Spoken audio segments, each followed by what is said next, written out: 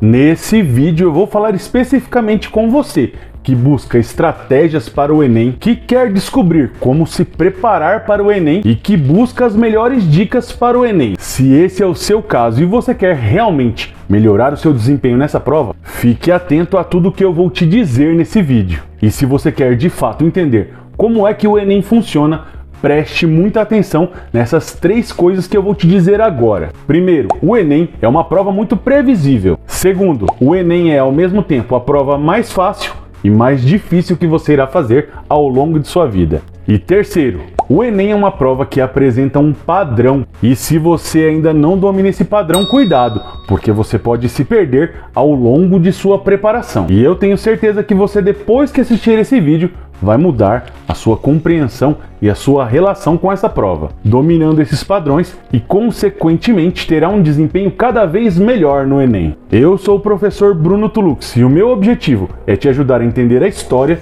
e também o Enem. Se esse é o seu primeiro vídeo aqui no canal, seja muito bem-vindo. E de cara, eu já quero te dizer que se você já acabou os estudos ou está na última série do ensino médio, provavelmente você já deve ter visto os seus últimos resultados no Enem. E caso você tenha feito essa prova, você já deve ter percebido que as notas máximas em todas as áreas do conhecimento diminuíram. Na área de ciências humanas, por exemplo, que é a minha especialidade, a nota máxima do Enem 2023, o último aplicado antes da gravação desse vídeo, foi de 823 pontos, quase 20 pontos a menos que na última edição em 2022. E isso se deve a uma ligeira mudança no perfil da prova, algo que não é surpreendente, mas que reflete o ritmo e a forma de estudo dos candidatos, especialmente no período pós-pandemia.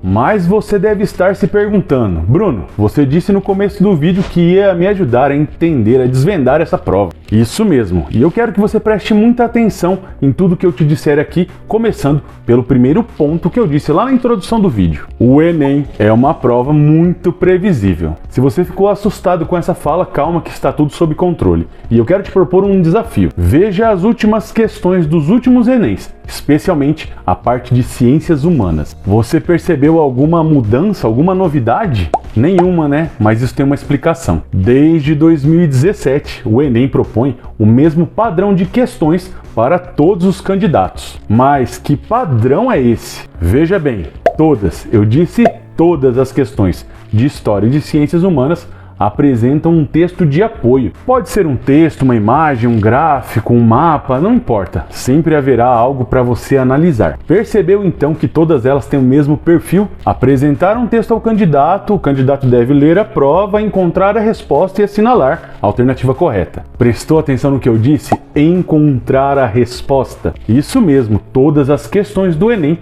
já estão com a resposta no próprio texto. Parece um absurdo? Talvez, mas é lógico que cada questão tem um grau de dificuldade e não é fácil encontrar uma resposta se você não conhece esse padrão e outras características dessa prova. Isso torna mais ou menos fácil a tarefa de encontrar a resposta no texto que a própria prova te apresenta. Isso torna o Enem uma prova quase que de interpretação. É difícil usar esse termo, mas o mais adequado nesse momento e que eu encontro é justamente esse, de interpretação, fugindo então ao perfil conteudista que é apresentado nos demais vestibulares. Eu sei que você deve estar achando isso muito complicado de entender, mas vamos para um exemplo prático que eu tirei da prova do Enem de 2023, o último aplicado até a gravação desse vídeo. Nesse caso será um texto do pensador alemão Norbert Elias. O texto foi retirado do livro O Processo Civilizador, uma história dos costumes, lançado em 1994, e diz o seguinte: do século XVI em diante, pelo menos nas classes mais altas, o garfo passou a ser usado como utensílio para comer, chegando através da Itália, primeiramente à França e em seguida à Inglaterra e à Alemanha, depois de ter servido durante algum tempo apenas para retirar alimentos sólidos da travessa. Henrique III introduziu-o na França, trazendo-o provavelmente de Veneza. Seus cortesãos não foram pouco ridicularizados por essa maneira afetada de comer, e no princípio não eram muito hábeis no uso do utensílio. Pelo menos se dizia que metade da comida caía do garfo no caminho do prato à boca, e em data tão recente como o século XVII, o garfo ainda era basicamente artigo de luxo, geralmente feito de prata ou ouro. E após esse padrão de apresentar um texto, vem a ação proposta pela questão.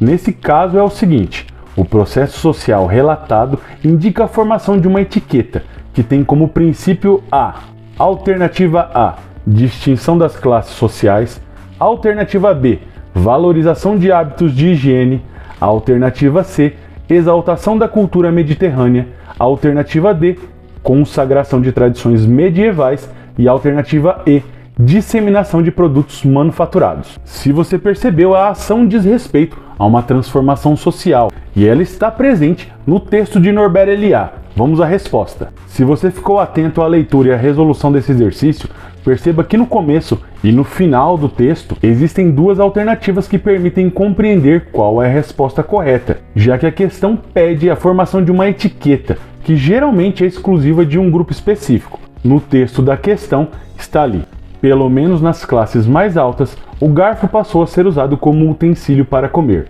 E lá no finalzinho, o garfo era ainda basicamente artigo de luxo, geralmente feito de prata ou ouro. Nesse sentido, a alternativa que se apresenta da forma correta é justamente a alternativa A.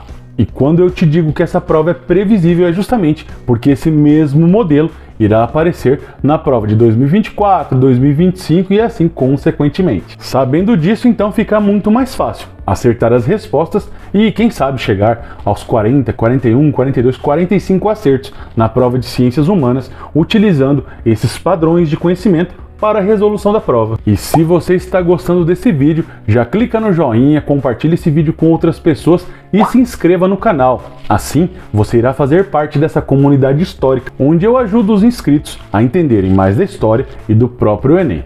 No segundo ponto, eu disse para você que o Enem é a prova mais fácil e mais difícil que você vai fazer ao longo da sua vida. Bom, que as respostas estão no próprio enunciado da questão, isso você já sabe e não é mais segredo para ninguém. Mas você já parou para pensar quantas questões são feitas em cada dia de prova? Primeiro dia, 45 questões de linguagens, 45 questões de humanas e mais uma redação. E você já deve ter lido aproximadamente 100 textos de apoio. É um número surpreendente e que muita gente para no meio do caminho. Já no segundo dia, um pouco mais de tranquilidade, talvez. Serão 45 questões de matemática e 45 questões de ciências da natureza. E eu acredito que nós tenhamos em média aproximadamente 60 questões de cálculo e 30 questões de mais interpretação de texto. É muita coisa, mas apesar de muitas questões serem muito fáceis, como essa que nós acabamos de analisar, é importante lembrar que o volume nesse caso é gigantesco e eu vou usar um exemplo que eu uso com os meus alunos. Passar margarina no pão é muito fácil, mas pense, passar margarina em 90 pães, isso tudo de uma vez, sem descanso. Você chega na 30ª vez e não quer mais nem saber de margarina, de pão ou para quem vai ser esse pão. Definitivamente, o Enem se torna difícil por conta do volume de questões. E apesar desse exemplo, isso tem uma solução: prática, exercício e leitura. O candidato não se prepara para o Enem sem fazer uma bela de uma lista de exercícios ao longo da sua preparação, que seja toda semana ou de 10 em 10 dias ou no máximo de 15 em 15 dias. Volto a dizer, o Enem é uma prova fácil? A resposta é sim, mas o fácil sem qualquer preparação acaba se tornando muito difícil. Dito isso, a preparação para realizar essa prova se faz à custa de muita resolução de exercícios. E finalmente chegamos ao último ponto que eu mencionei para vocês lá no começo do vídeo. Mas antes eu quero avisar que depois de todo esse conteúdo para facilitar a sua vida no Enem, eu não vou vender nenhum curso. Na verdade, a única coisa que eu faço aqui para ajudar a manter o canal, e quem já me acompanha há mais tempo sabe muito bem disso, é divulgar um cupom para você comprar uma camiseta. E eu vou ser bem breve. Se você quer usar uma camiseta como essa que eu estou usando, que tem na estampa Raízes do Brasil, um livro clássico da história do Brasil, vá até o site da Toca do Tamanduá, uma loja online, que tem muita estampa de camiseta, e faça sua compra. Antes de finalizar, digite o cupom PROFITULUX, tudo em maiúsculo, como está aqui na tela. Dessa forma você vai ter 10% de desconto na compra das camisetas da Toca do Tamanduá. E eu já vou te dizer que esse ano tem lançamento de uma nova coleção de estampas que faz referência aos biomas do Brasil, além de ter muitas outras camisetas, uma mais bonita que a outra. E eu tenho certeza que você vai gostar tanto da estampa quanto da qualidade desse produto. Voltando para a temática do Enem, eu te disse que essa é uma prova que apresenta um padrão. E você, candidato, precisa dominar esse padrão se é que você quer ter um bom desempenho nessa prova. E a grande pergunta que surge então é: Bruno, que padrão é esse? Como vocês já sabem, o Enem não é uma prova conteudista. E esse padrão que eu estou repetindo para vocês diz respeito de como essas questões serão formuladas e apresentadas para vocês ao longo da prova. E prepare-se, o Enem não tem surpresa. Todas as questões, isso mesmo, todas as questões de ciências humanas estarão inseridas em 6 padrões, o que a matriz de referência do Enem, que é o edital do Enem, chama de competências. Então vamos lá, são 6 competências gerais que direcionam as 45 questões de ciências humanas. E detalhe, a prova de matemática, linguagem e natureza também tem esses mesmos padrões, ou seja, as mesmas competências, obviamente cada uma voltada para a sua área. No caso de ciências humanas, as competências são as seguintes: competência de área 1, compreender os elementos culturais que constituem as identidades. Competência de área 2, compreender as transformações dos espaços geográficos como produto das relações socioeconômicas e culturais de poder. Competência da área 3, compreender a produção e o papel histórico das instituições sociais, políticas e econômicas, associando-as aos diferentes grupos, conflitos e movimentos sociais. Competência da área 4, entender as transformações técnicas e tecnológicas e seu impacto nos processos de produção, no desenvolvimento do conhecimento e na vida social. Competência da área 5, utilizar os conhecimentos históricos para compreender e valorizar os fundamentos da cidadania e da democracia, favorecendo uma atuação consciente do indivíduo na sociedade. Competência da área 6, compreender a sociedade e a natureza, reconhecendo suas interações no espaço em diferentes contextos históricos e geográficos. E ainda, dentro de cada competência existem habilidades específicas que, quando dominadas, podem facilitar muito a vida do candidato no momento de resolução e compreensão das questões de ciências humanas do Enem.